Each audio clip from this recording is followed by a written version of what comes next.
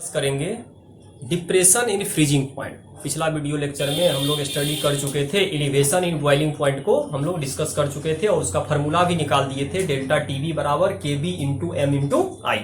आई क्या था? Want of factor था जब एसोसिएशन डिसोसिएशन हो जाए। जब एसोसिएशन डिसोसिएशन नहीं हो तब तो डायरेक्ट फार्मूला लगा दीजिएगा, के बी बराबर डेल्टा टीवी बराबर के बी इंटू एम। एम क्या है? Molality of solution. अब ध्यान से देखना है, नेक्स्ट फ्रीजिंग पॉइंट के बारे में देखना है कि फ्रीजिंग पॉइंट बढ़ेगा या घटेगा। तो नेक्स्ट जो हम लोगों को पढ़ना है, स्टडी करना है डिप्रेशन। तो हम लोगों को क्या स्टडी करना है? डिप्रेशन। तो डिप्रेशन इन फ्रीजिंग पॉइंट। तो डिप्रेशन इन फ्रीजिंग पॉइंट, तो यहां पर हम लोगों को स्टडी करना है डिप्रेशन इन फ्रीजिंग पॉइंट, जिसको डिनोट करते हैं डेल्टा टीएफ से। तो सबसे पहले इंपॉर्टेंट है, यदि कोई चीज फ्रीज हो रहा है, जैसे वाटर है 0 डिग्री पर फ्रीज हो रहा है, तो होता क्या है 0 डिग्री पर यदि आप पर्टिकुलर किसी भी वाटर को ले रहे हैं, प्योर अवस्था में है, प्योर स्टेट में है, तो ऑटोमेटिक है उसका फ्रीजिंग पॉइंट 0 डिग्री आप पहले से कैलकुलेट कर चुके हैं। लेकिन जब उसमें आप कुछ ऐड कर दीजिएगा तो उसका फ्रीजिंग पॉइंट अब घट जाएगा। तो फ्रीजिंग पॉइंट घटने का मतलब है डिप्रेशन कर जाएगा, डिप्रेस में चला जाएगा, घटते जाएगा। तो इसीलिए इसका नाम हो गया है depression in freezing point. Actually इस घटना को लैब में देखा जाता है, लैब में देखा गया कि डिक्रीज हो रहा था फ्रीजिंग पॉइंट, इसीलिए इसका नाम दे दिया डिप्रेशन। बॉइलिंग पॉइंट में देख रहा था, धीरे धीरे बढ़ रहा था, उसका नाम दे दिया था एलिवेशन इन बॉइलिंग पॉइंट। अब देखना क्या है, फ्रीजिंग पॉइंट एक्चुअली होता क्या है। तो फ्रीजिंग पॉइंट, जैसे बॉइलिंग पॉइंट में हम लोग क्या देखे थे, लिक्विड का वेपर प्रेशर एटमॉस्फेरिक प्रेशर के बराबर हो जाए, तो जिस टेम्परेचर पर ऐसा घटना हो जाए तो that is called boiling point. लेकिन फ्रीजिंग पॉइंट में क्या होगा, सॉलिड और लिक्विड के बीच में होगा, क्योंकि लिक्विड सॉलिड में कन्वर्ट होने का कोशिश करेगा। तो एक ऐसा टेम्परेचर आएगा जब ऐसा घटना हो जाए, उसी घटना पे हम लोग उस टेम्परेचर को मान के चलेंगे, उसका फ्रीजिंग पॉइंट है। तो देखते हैं, सबसे पहले हम लोगों को देखना है द टेम्परेचर। तो सबसे पहले हम लोग क्या करते हैं, डिफाइन कर लेते हैं। तो ऐसा कोई भी टेम्परेचर हो सकता है, द टेम्परेचर एट विच। तो ऐसा कोई भी टेम्परेचर हो, the temperature at which vapour pressure क्या होना चाहिए, vapour pressure. Vapour pressure of क्या हो, liquid becomes equal to, becomes equal हो जाए, becomes equal to vapour pressure. किसके बराबर हो जाए, वेपर प्रेशर ऑफ, किसके बराबर हो जाएगा, वेपर प्रेशर ऑफ सॉलिड। तो उस टेम्परेचर को हम लोग बोलेंगे दैट टेम्परेचर इज कॉल्ड। तो उस टेम्परेचर को क्या बोलना है, दैट टेम्परेचर इज कॉल्ड। तो उसको बोलेंगे फ्रीजिंग पॉइंट। उसको क्या बोलना है, फ्रीजिंग पॉइंट हम लोग कैलकुलेट करेंगे। तो फ्रीजिंग पॉइंट हो गया जिस टेम्परेचर पर ऐसा घटना हो जाए।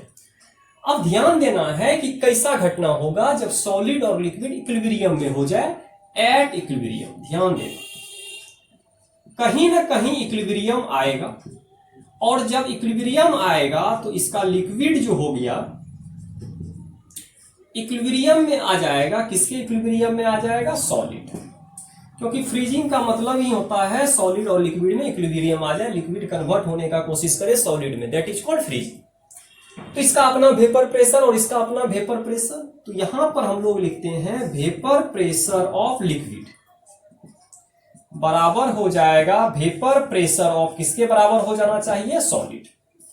इसी समय जो जिस टेम्परेचर का आप बात करिएगा, जिस टेम्परेचर को आप देखिएगा, उसी को हम लोग क्या बोलेंगे, फ्रीजिंग पॉइंट। तो फ्रीजिंग पॉइंट कुछ नहीं होता है, जब लिक्विड और सॉलिड इक्विलिब्रियम स्टेट में एग्जिस्ट करता हो, उस समय अपना अपना सबका वेपर प्रेशर होगा, और जिस टेम्परेचर पर दोनों वेपर प्रेशर मैच कर जाए, उसी टेम्परेचर को मान के चलेंगे फ्रीजिंग पॉइंट है। जैसे देखिएगा, वाटर एग्जांपल लेते हैं, एक छोटा सा एग्जांपल लेके देखने का कोशिश करते हैं ऐसा क्या घटना हो सकता है। तो वाटर का फ्रीजिंग पॉइंट जानते हैं 0 डिग्री सेंटीग्रेड होता है। तो हम लोग इसका फ्रीजिंग पॉइंट जानते हैं, तो फ्रीजिंग पॉइंट ऑफ वाटर, तो हम लोग जानते हैं फ्रीजिंग पॉइंट ऑफ वाटर कितना जानते हैं, 0 डिग्री सेंटीग्रेड। इसका मतलब है कि वाटर जो है H2O का स्टेट एक लिक्विड है और इस सॉलिड होने का कोशिश किया होगा, तो सॉलिड इसी टेम्परेचर पे 0 डिग्री टेम्परेचर पे जो वेपर प्रेशर हुआ होगा, वेपर प्रेशर जो इस लिक्विड का है, तो वेपर प्रेशर लिक्विड बराबर हो गया होगा वेपर प्रेशर किसका, सॉलिड का। इसीलिए वाटर का क्या होता है, फ्रीजिंग पॉइंट कितना होता है, 0 डिग्री सेंटीग्रेड।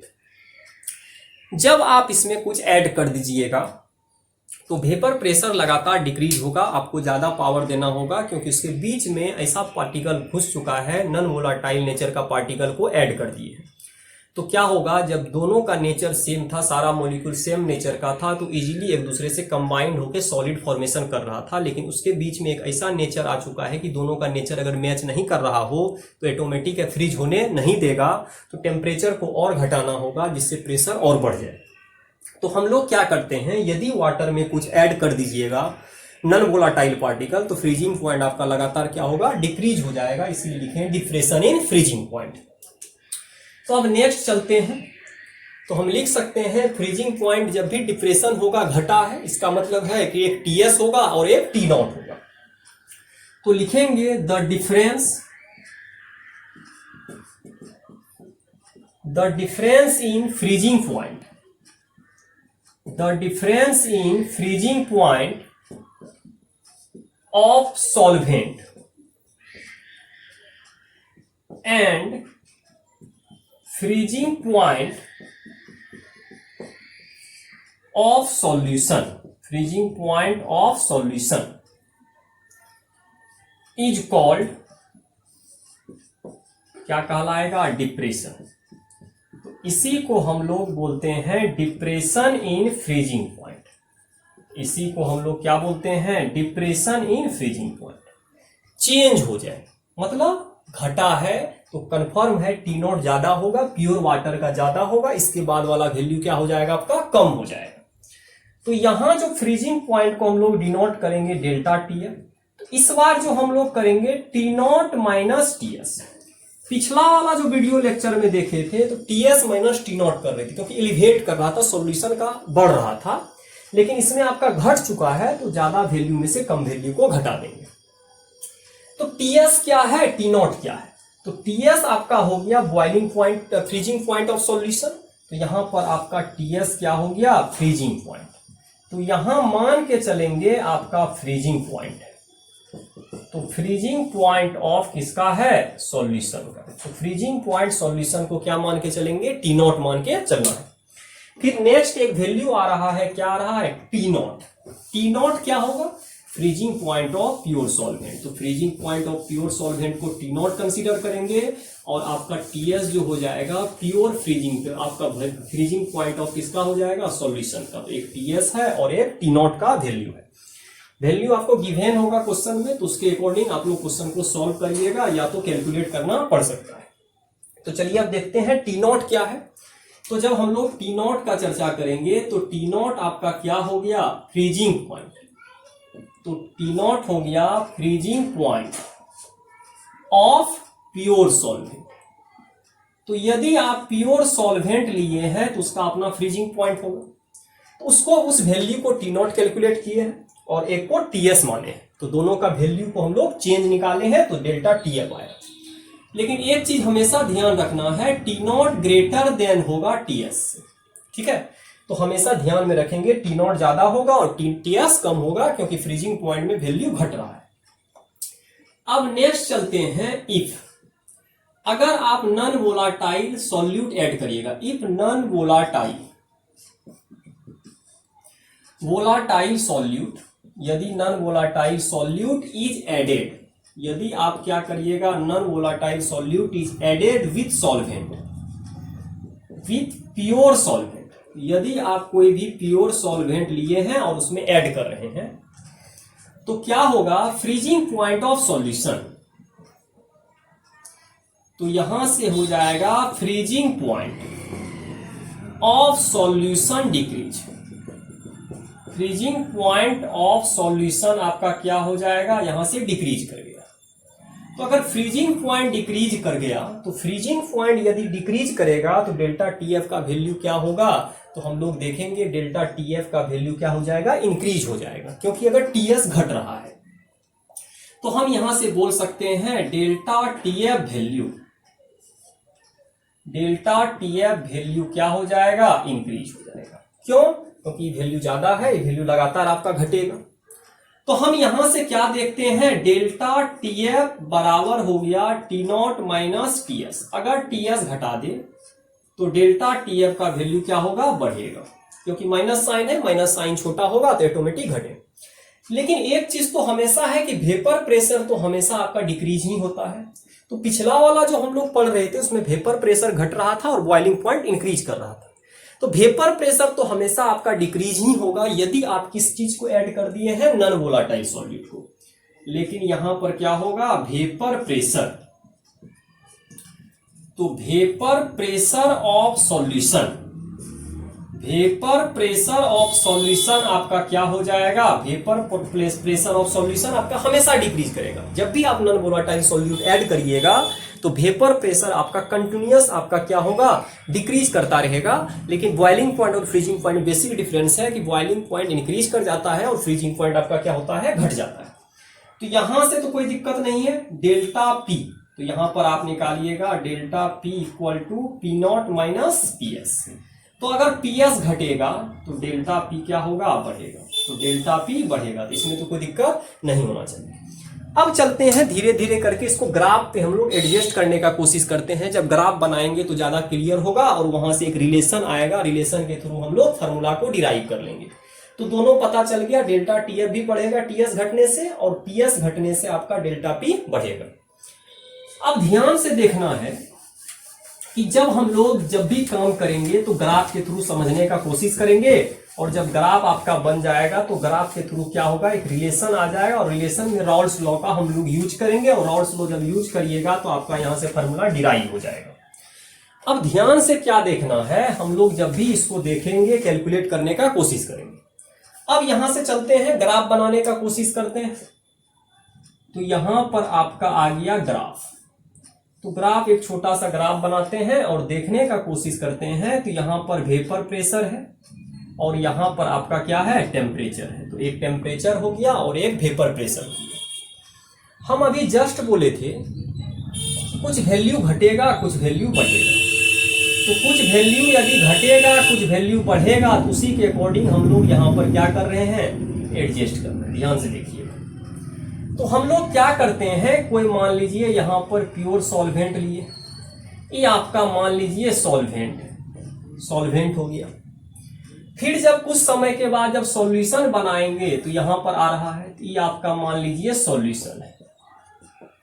तो जब हम लोग ग्राफ को देखेंगे तो पता चलेगा, जब सॉल्वेंट लिए हैं तो इसको मान लीजिए टी नॉट है और इसको मान लीजिए टी एस है। सॉल्यूशन सॉल्वेंट है तो इसका वेपर प्रेशर पी नॉट है और यहां पर पी एस। हम बोले थे घटेगा, पीएस भी घटेगा टीएस भी घटेगा। तो देखिए वैल्यू डिक्रीज हो रहा है, पीएस भी आपका क्या हो रहा है, डिक्रीज हो रहा है। लेकिन जब दोनों का यहां से हम लोग चेंज देखेंगे, जब यहां पर आप लोग निकालिएगा तो यहां पर हम लोग निकालेंगे डेल्टा पी बराबर क्या आ जाएगा, P nought minus P S. और जब यहां से हम लोग चेंज निकालेंगे तो यहां आ जाएगा डेल्टा टी एफ बराबर आ जाएगा आपका T not minus T S. दोनों वैल्यू निकल गए। तो जब ग्राफ से रिलेशन जाएंगे, जैसे जैसे आप सॉल्यूट का संख्या को बढ़ाते जाइएगा, सॉल्यूट का नंबर को बढ़ाते जाइएगा, इसका विड्थ ज्यादा चौड़ा होगा, विड्थ आपका बढ़ता जाएगा तो आपका पी नॉट और पी एस का भी विड्थ बढ़ेगा, दोनों डायरेक्टली प्रोपोर्शनल होगा। तो हम लोग यहां से एक रिलेशन निकाल लेते हैं फ्रॉम ग्राफ। जब यहां से हम लोग ग्राफ देखेंगे तो एक रिलेशन आएगा। तो यहां क्या होगा, delta P is directly proportional. तो यहां से क्या आ गया, डायरेक्टली प्रोपोर्शनल। तो यहां से आ गया directly proportional to delta T F. तो हम लोग लिख सकते हैं आराम से delta P directly proportional to क्या आ गया आपका, डेल्टा टी एफ।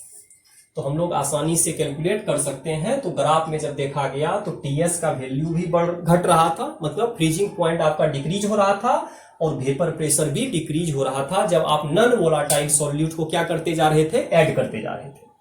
तो ग्राफ जब पता चल गया तो अब राउल्ट्स का नियम को लाते हैं, तो राउल्ट्स जब लाएंगे तो ऑटोमेटिक आपका सारा डेरिवेशन तैयार हो जाएगा।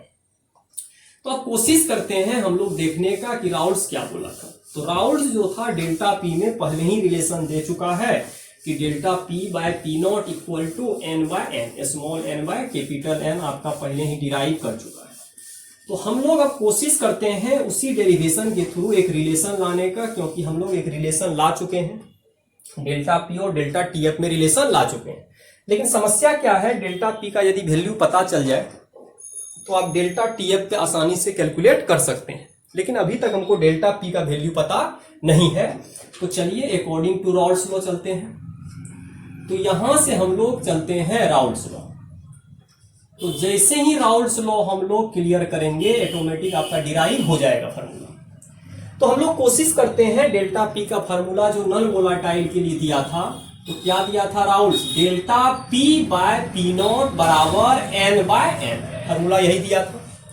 और इसको हम लोग लिख सकते हैं W A divided by M A into M B divided by W. तो अगर यहां से आपको पता करना हो कि डब्ल्यू ए क्या है, वेट ऑफ सॉल्यूट है, एम ए क्या है, मोलर मास ऑफ सॉल्यूट है, एम बी क्या है, मोलर मास ऑफ सॉल्वेंट है, और डब्ल्यू बी क्या है, वेट ऑफ सॉल्वेंट है आपका। तो हम लोग जब यहां से देखेंगे तो क्या पता चलेगा, सॉल्वेंट तो आपका चेंज नहीं होगा। यदि सॉल्वेंट चेंज नहीं होगा तो उसका मोलर मास भी चेंज नहीं होगा और पी नॉट का वैल्यू भी आपका चेंज नहीं होगा। तो यहां से सबसे इंपॉर्टेंट बात क्या है कि आपका P naught and M B will be constant. तो यहां से आपका कौन सा वैल्यू कांस्टेंट हो गया, पी नॉट और एम बी का वैल्यू कांस्टेंट हो गया। और जब कांस्टेंट वैल्यू को आप हटा दीजिएगा तो प्रोपोर्शनल साइन यूज कर सकते हैं और एक रिलेशन स्टेबलाइज हो जाएगा। अब चलते हैं क्वेश्चन में, देखते हैं कौन सा वैल्यू खत्म हो गया। तो एम बी और आपका पी नॉट वैल्यू खत्म हो चुका है, तो एक रिलेशन आ गया यहां से। तो delta P directly proportional to क्या हो जाएगा यहां से, W A divided by M A और डिवाइडेड बाय क्या आ जाएगा, डब्ल्यू बी। ठीक है, तो यही रिलेशन आ गया। जब रिलेशन आ गया तो हम क्या कर सकते हैं, इस और इस रिलेशन को हम लोग एक दूसरे के साथ स्टेबलाइज करके देख सकते हैं। कॉमन है, यदि डेल्टा पी इसके बराबर है और delta P delta T F के बराबर है तो हम आसानी से पा सकते हैं वी गेट। क्या पाते हैं, तो यहां से हम लोग delta T F directly proportional to हो जाएगा आपका, क्या हो जाएगा, डब्ल्यू ए। तो यहां से आपका यहां से आ जाएगा आपका W A divided by M A into 1 by divided by W B आ गया। अब ध्यान से देखना कि अगर कहीं प्रोपोर्शनल साइन आता है तो हम उसमें कोई कांस्टेंट यूज करते हैं। तो मान लीजिए यहां पर हम लोग कांस्टेंट यूज कर देंगे, तो यहां यूज कर दिए के, और यहां आ जाएगा W A divided by M A into 1 by W B. तो यहां से एक्चुअली क्या हुआ, इस वैल्यू को हम लोग मान के चले हैं के है, लेकिन आप जब न्यूमेरिकल बनाइएगा तो आपको के वैल्यू नहीं दिया रहेगा, क्योंकि के वैल्यू खुद माने हैं। तो उस वैल्यू को क्या कहेंगे नहीं कहेंगे बाद में कैलकुलेट करते हैं। तो एक्चुअली के क्या होगा, के होगा फ्रीजिंग कांस्टेंट, उसको बोलते हैं डिप्रेशन कांस्टेंट, इसको बोलते हैं मोलर एलिवेशन कांस्टेंट, एक को बोलेंगे मोलर डिप्रेशन कांस्टेंट। तो मोलर तो अभी नहीं लगा सकते हैं, बस हम लोग यहां पर यूज करेंगे डिप्रेशन कांस्टेंट। तो इस वैल्यू को हम लोग क्या बोल देंगे, डिप्रेशन कांस्टेंट। लेकिन इस वैल्यू से हम सहमत नहीं है, क्योंकि वैल्यू खुद हम लोग माने हैं और न्यूमेरिकल बनाते समय हम लोग इस वैल्यू का यूज नहीं करेंगे। तो कुछ ना कुछ वैल्यू देगा, तो उस वैल्यू का जब यूज करिएगा तो वह वैल्यू क्या होगा उसको कैलकुलेट करना होगा। चलिए कैलकुलेट करते हैं, और जब कैलकुलेट करेंगे तब आपको पता चलेगा उस वैल्यू का नाम क्या होगा। तो जिस तरह सेम है डेल्टा टीवी, जिस तरह हम लोग कैलकुलेट करते थे, सेम उसी प्रोसेस से हम लोग इसको भी कैलकुलेट कर सकते हैं। अब थोड़ा ध्यान से देखना है कि आगे क्या हो सकता है। तो हम लोगों को के का वैल्यू कैलकुलेट करना है। तो यहां से हम लोग कोशिश करते हैं कैलकुलेट, क्या करिएगा, वैल्यू ऑफ के। तो कैलकुलेट वैल्यू ऑफ के को कैलकुलेट करना है, तो कैसे करेंगे, सेम प्रोसेस वही होगा। यहां पर मोल ले लेंगे, mole of solute, mole of solute क्या होगा, W A by M A. ये कितना लेके चलना है, 1 मोल लेके चलना है। और वेट ऑफ सॉल्वेंट कितना 1000 ग्राम, तो 1000 ग्राम ले लेंगे तो यहां पर आ जाएगा वेट ऑफ सॉल्वेंट, तो आपका आ जाएगा वेट ऑफ सॉल्वेंट। और वेट ऑफ सॉल्वेंट को आप क्या मान के चले हैं WB, और WB जो लेना है 1000 ग्राम लीजिए या 1 kg लीजिए। मोललिटी का फॉर्मूला बन गया मोल पर kg, पुट कर देते हैं। तो यहां पर हम इक्वेशन अगर इसको मान ले फर्स्ट, ठीक है, इसको इक्वेशन क्या मान लेते हैं, फर्स्ट मान लेते हैं, तो वैल्यू ऑफ के, तो यहां पर लिख सकते हैं वैल्यू ऑफ के, सॉरी वैल्यू ऑफ के तो अभी निकालना ही है, तो हम क्या करते हैं वैल्यू को पुट कर देते हैं। तो फ्रॉम इक्वेशन फर्स्ट, तो हम यहां से क्या करते हैं फ्रॉम इक्वेशन फर्स्ट, तो वैल्यू ऑफ के निकल जाएगा। यहां से देखते हैं डेल्टा टीएफ है, तो डेल्टा टीएफ आप आराम से लिख लीजिए, डेल्टा टीएफ लिख दिए। अब हमको क्या लिखना है के का वैल्यू लिख दीजिए, मोल लिए हुए हैं 1 और एक लिए हुए हैं 1/1000, सेम प्रोसेस में 1000 आ गया। अगर दोनों वैल्यू को आप देखिएगा तो कांस्टेंट आएगा, तो अब यहां से अगर देखने का कोशिश करिएगा तो क्या आएगा k/1000, और यहां पर इसको हम मान सकते हैं kf, तो kf जो है आ गया आपका। तो सबसे पहले अगर आपको निकालना हो k का वैल्यू, तो k बराबर आ जाएगा 1000 इंटू आ जाएगा यहां kf। तो kf एक्चुअली क्या है, इसको बोलते हैं मोलर एलिवेशन कांस्टेंट। तो यहां से kf को क्या मान के चलना है, kf जो है आपका क्या है मोलर डिप्रेशन है, तो मोलर डिप्रेशन कांस्टेंट, तो आपका क्या आ गया मोलर डिप्रेशन कांस्टेंट आ गया। मोलिलिटी का यूज किए हैं, मोल पर केजी है, इसीलिए हम लोग यहां पर लिखे हैं मोलर डिप्रेशन कांस्टेंट। और इसको डिफाइन कैसे करिएगा, ये जो डिफाइंड होगा इक्वल होता है, किसके बराबर होगा, इक्वली वैल्यू जो है केएफ डेल्टा टीएफ है। और कब है, जब 1 मोल सॉल्यूट प्रेजेंट हो 1000 ग्राम ऑफ सॉल्वेंट, उसी को हम लोग बोलते हैं मोलर डिप्रेशन कांस्टेंट। तो हम यहां से डिफाइन कर सकते हैं इसको, तो क्या लिख सकते हैं, इट इज डिफाइंड एज, इसको मान के चलते हैं इट इज डिफाइंड एज। इसको क्या मान के चलिएगा, तो इसको डिफाइंड कर सकते हैं एक्चुअली किसके बराबर है, डिप्रेशन कांस्टेंट के बराबर है। तो यदि डिप्रेशन के बराबर है तो डिप्रेशन ही एक्चुअली डेल्टा टीएफ ही अभी क्या कहला रहा है, के का वैल्यू केएफ का वैल्यू के बराबर है। तो जो केएफ है वही डेल्टा टीएफ है, लेकिन उसका कंडीशन है कि हमेशा बराबर नहीं होगा, उसका कुछ ना कुछ कंडीशन है, शर्त है। उसका शर्त क्या है, 1 मोल लेना है और 1000 ग्राम लेना है। तो चलिए ध्यान से देखते हैं केएफ को कैसे डिफाइन करेंगे। KF is defined as depression in freezing point, तो एक्चुअली क्या होगा, डिप्रेशन होगा, डिप्रेशन इन फ्रीजिंग पॉइंट। तो हम लोग यहां से देखेंगे डिप्रेशन इन फ्रीजिंग पॉइंट, तो हम लोग depression in freezing point when लिख सकते हैं, व्हेन 1 मोल ऑफ सॉल्यूट, क्या होना चाहिए 1 मोल ऑफ सॉल्यूट डिजॉल्व्ड, क्या होना चाहिए dissolved in 1000 gram of solvent. अगर इस कंडीशन में आप देखिएगा, उसी को हम लोग क्या बोलेंगे, केएफ बोलेंगे। और केएफ इसलिए आया है जब आप इसको 1 मोल लिए हैं और 1000 ग्राम लिए हैं, तो वैल्यू बराबर आ गई। अब हम लोग न्यू रिलेशन देखते हैं। अब हम के का वैल्यू इक्वेशन 1 में पुट कर देते हैं। वैल्यू ऑफ के क्या होना चाहिए, वैल्यू ऑफ के पुट इन इक्वेशन फर्स्ट। जैसे ही इक्वेशन फर्स्ट में पुट करिएगा तो यहां से देखिएगा क्या आया, डेल्टा टीएफ बराबर 1000 और यहां आ जाएगा आपका केएफ, और यहां तो सेम रहेगा WA/MA इंटू 1 यहां क्या आ जाएगा W।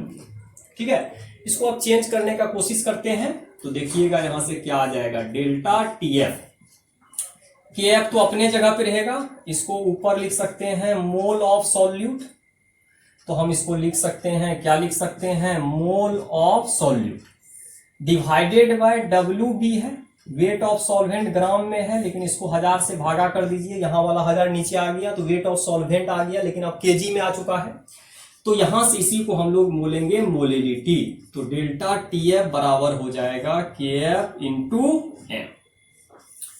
इस फार्मूला का यूज तभी करेंगे, डायरेक्ट इस फार्मूला से यदि न्यूमेरिकल बनाइएगा तो डेल्टा टीएफ का फार्मूला तो याद ही हो गया। तो डेल्टा टीएफ बराबर केएफ इंटू एम। एम तो मोलिलिटी हो गया, मोलिलिटी ऑफ सॉल्यूशन। लेकिन समस्या क्या है कि एम जो हो गया आपका क्या हो गया, मोलिलिटी। तो इसको बोलेंगे मोलिलिटी ऑफ सॉल्यूशन। तो एक्चुअली मोलिलिटी ऑफ जो सॉल्यूशन आया है, लेकिन हमको यूज कब करना है। यूज हम इस फार्मूला का तभी कर सकते हैं if association and dissociation do not take place. यदि आपका एसोसिएशन या डिसोसिएशन नहीं हो रहा हो तो हम इस फार्मूला को इजीली यूज कर सकते हैं। लेकिन यदि एसोसिएशन या डिसोसिएशन हो जाए, ऐसा घटना हो जाए कि आपका एसोसिएशन या डिसोसिएशन हो रहा हो, तब इस फार्मूला का यूज नहीं कर सकते हैं। क्योंकि कॉलिगेटिव प्रॉपर्टी जब हम स्टार्टिंग में पढ़ा रहे थे आपको, तो वहीं से आपको पता चल रहा था क्या घटना हो रहा है। Delta TF KF F into M. M molality हो गया, डिप्रेशन मोलर डिप्रेशन कांस्टेंट हो गया। इसका यूज तब करेंगे, इट कैन बी यूज्ड। हम इसका use it can be used when आपका क्या नहीं हो, association, association and dissociation, association and dissociation do not take place. यदि आपका एसोसिएशन और डिसोसिएशन नहीं हो तब तो डायरेक्ट इस फार्मूला का यूज कर दीजिएगा। लेकिन इफ एसोसिएशन एंड डिसोसिएशन इसका ऑफ सॉल्यूट टेक प्लेस, यदि आपका घटना हो जाए, यदि एसोसिएशन या डिसोसिएशन का घटना हो जाए किसी भी सॉल्यूट का, तो हम लोग इस फार्मूला का यूज नहीं कर सकते हैं। क्योंकि हम लोग जानते हैं कॉलिगेटिव प्रॉपर्टी जो होता है ऑब्जर्व, यहां पर क्या होता है, ऑब्जर्व बराबर नहीं होता है। कॉलिगेटिव प्रॉपर्टी आपका क्या होगा, जो नॉर्मल हम लोग कैलकुलेट करते हैं बराबर नहीं होता है, उसमें आई से मल्टीप्लाई करना पड़ता है। तो हम लोग क्या करेंगे, यहां पर जो डेल्टा टीएफ का फार्मूला निकालेंगे, अब यहां पर हो जाएगा केएफ और यहां पर एम लीजिएगा और यहां पर हम लोग आई ले लेंगे। तो आई से जब मल्टीप्लाई कर देंगे तब ऑब्जर्व वैल्यू और नॉर्मल वैल्यू आपका क्या हो जाएगा, बराबर हो जाएगा। और इसको बोलते हैं वांट ऑफ फैक्टर। तो एक्चुअली आई क्या है आपका, वांट ऑफ फैक्टर। तो हम लोग इसको बोलते हैं वांट ऑफ फैक्टर। और इसका फार्मूला होता है, एसोसिएशन और डिसोसिएशन के लिए अलग अलग फार्मूला होता है। आई बराबर 1 प्लस अल्फा एन माइनस 1। ये हो गया आपका किसके लिए, डिसोसिएशन के लिए। और आई बराबर हो गया 1 plus alpha 1 by n minus 1। ये हो गया किसके लिए, डिसोसिएशन के लिए। तो जब आई का वैल्यू निकाल लीजिएगा और जब इस वैल्यू को पुट करिएगा तो यहां पर आपका कुछ ना कुछ निकलेगा। लेकिन आपसे जब क्वेश्चन पूछेगा तो actually freezing point of solution पूछ सकता है। क्वेश्चन में जब भी आपसे क्वेश्चन करेगा तो फ्रीजिंग पॉइंट ऑफ सॉल्यूशन पूछा जाएगा। तो freezing of point of solution कैसे निकालिएगा, तो क्वेश्चन के अकॉर्डिंग आपको चलना होगा। तो क्वेश्चन के अकॉर्डिंग जब चलेंगे तो देखते हैं क्वेश्चन के अकॉर्डिंग क्या हो सकता है। तो हमको तो पता चल गया आई निकालने का फार्मूला, एक होगा डिसोसिएशन के लिए और एक होगा एसोसिएशन के लिए। ऊपर वाला जो फार्मूला लगाइएगा आप डिसोसिएशन के लिए और नीचे वाला किसके लिए, एसोसिएशन के लिए। तो जनरली अगर आपसे क्वेश्चन पूछेगा इन क्वेश्चन, यदि आपसे क्वेश्चन में कहीं भी पूछ दिया जाए कि फ्रीजिंग पॉइंट ऑफ सॉल्यूशन, तो यहां से जब भी आपका पूछेगा फ्रीजिंग पॉइंट, क्वेश्चन में पूछ सकता है फ्रीजिंग पॉइंट ऑफ सॉल्यूशन, तो यहां actually freezing point of solution भी टीएस ही होगा। टेम्परेचर है तो टीएस ही होगा। लेकिन समस्या क्या है, हम लोगों को सबसे पहले डेल्टा टीएफ कैलकुलेट करना होगा, तब टी नॉट माइनस टीएस। तो यहां से टीएस कैसे निकलेगा, T not minus delta TF. इस तरह करके फार्मूला लगा देंगे और बन जाएगा। तो डेल्टा टीएफ तो आप यहां से कैलकुलेट कर दीजिएगा, मोलिलिटी सब निकाल के आप पुट करिएगा तो आपका डेल्टा टीएफ निकल जाएगा। और डेल्टा टीएफ निकल जाएगा तो टीएस भी आप आसानी से निकाल सकते। एक्चुअली गिवन होगा, यदि गिवन नहीं हो फॉर वाटर, यदि आपका वाटर का केस हो तो हम लोग जानते हैं फ्रीजिंग पॉइंट ऑफ वाटर। तो हम लोग क्या जानते हैं, फ्रीजिंग पॉइंट ऑफ वाटर। तो फ्रीजिंग पॉइंट ऑफ वाटर जो यहां लीजिएगा, इसको T0 मानिए और इसको 0 डिग्री सेंटीग्रेड है, तो 0 डिग्री सेंटीग्रेड पुट कर देंगे और डेल्टा TF का वैल्यू निकल जाएगा और यहां से आप क्या निकाल लीजिएगा, TS को कैलकुलेट आसानी से कर सकते हैं। तो आज का वीडियो लेक्चर में हम लोग क्या देखे, डेल्टा TF के बारे में पढ़े, फ्रीजिंग पॉइंट क्या होता है जब सॉलिड और लिक्विड इक्विलिब्रियम में आ जाए और वेपर प्रेशर क्या हो जाए, इक्वल हो जाए। फिर इसके बाद देखिए freezing point, depression in freezing point क्या होता है, T0 माइनस TS होता है।